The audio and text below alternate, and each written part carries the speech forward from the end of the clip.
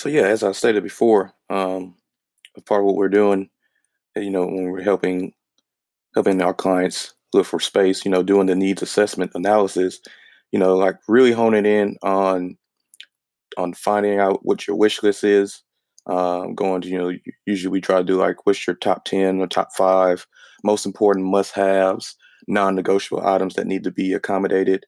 Um, you know, then we try to get an idea of what do you believe your future growth looks like, to accommodate that, and then help define the space requirement to best suit those needs, including the location and the size of the space, and then other factors like the type of space, whether it's strictly office, maybe flex, um, lease, um, own, maybe look at the lease versus a purchase scenario, and just comparing the two based on the current market. How long we looking to be in the particular space? What type of funds are we looking to allocate to make the space the way we need it to be if it comes down to it.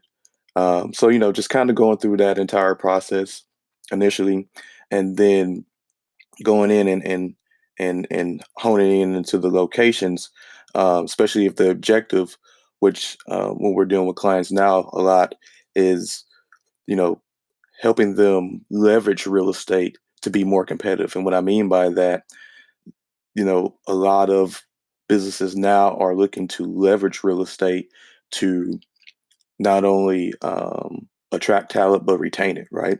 They want to be in areas where talent wants to be, to help accommodate them. So, we're having conversations to help determine what type of location we should be in or close to.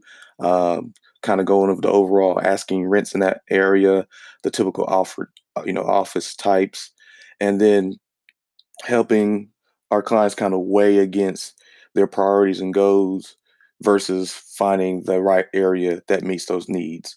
So, every neighborhood, especially here in Dallas, and DFW Metroplex, has its own type of characteristics, during the daytime, during the nighttime. Also, when we take in consideration, the traffic patterns, you know, how far away are your current employees, how far would they have to travel? All that stuff kind of goes into consideration as far as, the type of, determining the location, because you want to have that in the back of your mind as well, putting yourself in their shoes of, if you're, the way I think of it, if your employees have to travel, an hour or more just to get to your location, and they're having to deal with traffic all the time, so they're always late, they're always behind the eight ball by the time they get there, no matter what time they leave.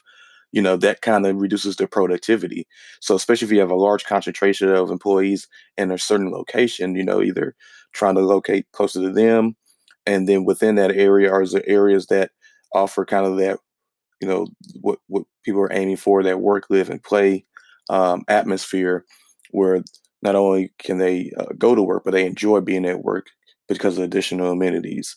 Um, so that's part of the process. And then just also when we're looking at these locations, also talking about parking, especially if um, you're going into like downtown Dallas.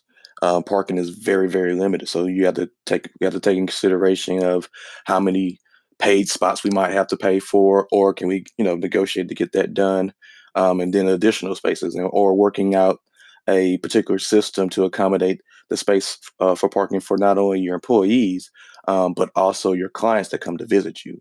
So all that goes in consideration when we're talking about location. Um, when we get into trying to establish the right size of the office, that's often the hardest thing to do for tenants. Um, but we kind of talk about private office versus open. At one point in time, everybody wanted their own private office. Then it kind of transitioned to on the other spectrum where everybody wanted an open office, and now it's actually when you start looking, they start seeing the studies or getting the information from studies of the different types of designs. You kind of get an idea of based on your organization, it's probably best to kind of have a mixture of both, right? You have some private office, but you have some open areas as well. And then also, factoring in when we had the discussions earlier about growth, that will, figure out how many more square feet per person do we need to accommodate um, those individuals, or is that something that where the growth is a little bit further on that we'll have to incorporate in the lease structure to make sure we can address that as the time or when the time comes to address that growth. So you know, looking at different designs, we'll talk about high density versus low density setups. Um, and just things like that because so not only once you attract talent you want to keep them there, so what can we do inside the space um, to make the best working workplace environment, right, that motivates them, that inspires them, that aligns them with the brand that you're establishing, and then also that gives that great first impression to your clients that when they come visit you, they know that people are happy here, they're going to get taken care of, they're handling their business. So you know not just the actual size, but also what goes on in there is also something that we have discussion with our clients, and kind of help guide them. So that way, as we're putting this plan together as tenant representation brokers, we know exactly what we're looking for. That's going to give the vibe. That's going to meet the goals. That's going to hit the target for you um, as a tenant. Thank you for tuning in to another episode of the Level Playing Field ProCast. You can follow us, or actually follow me, on Twitter at Dominic Green CRE. Search us on LinkedIn and Facebook. Just type in the word ATENANTco. Or you can follow go to my personal profile on LinkedIn at Dominic Green Tenant Rep Advisor. For more information about us, go to our website at www.ATENANTco.com. And for immediate assistance, you can give us a call at 214-247-6211. And until next time, happy leasing, everyone.